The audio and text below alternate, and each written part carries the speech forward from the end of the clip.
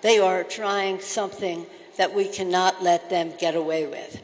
Thanks to the kindness of the Indian people, His Holiness and His people are able to live freely here and practice their religion without fear of persecution. Our presence here today is also a symbol, a sign to Chinese leaders that America will never, ever waver in our support for the Tibetan people. A group of influential US lawmakers had an exciting encounter with the exiled Tibetan spiritual leader, the Dalai Lama, on 19th June at his serene Himalayan home.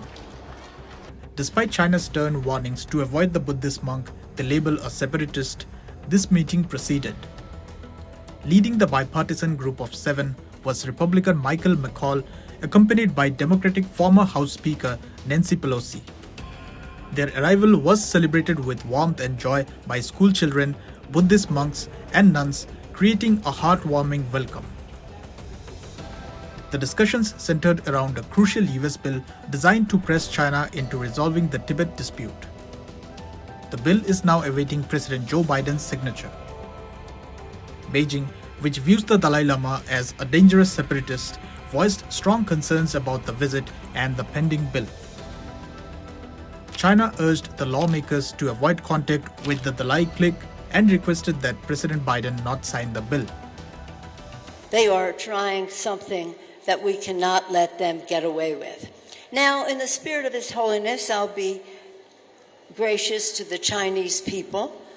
I don't know that they're up to this, but we do know that the Chinese government is. And we do know that they must get the message. And this legislation sends the message, the House and the Senate, and soon to be signed by Joe Biden, the President of the United States. His Holiness the Dalai Lama, with his message of knowledge and tradition and compassion and purity of soul and love, he will live a long time and his legacy will live forever. But to you, President of China, you'll be gone and nobody will give you credit for anything. Thanks to the kindness of the Indian people, His Holiness and His people are able to live freely here and practice their religion without fear of persecution. But it is still my hope that one day the Dalai Lama and his people will return to their home in Tibet in peace. Our presence here today is also a symbol, a sign to Chinese leaders that America will never, ever waver in our support for the Tibetan people.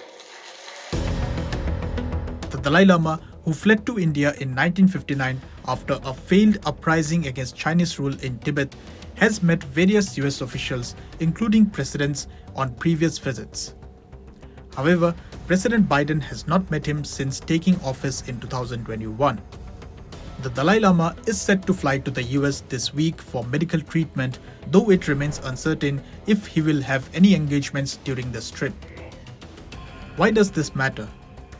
China's reaction to such interactions highlights the ongoing tension between advocating for Tibetan rights and maintaining diplomatic relations with China.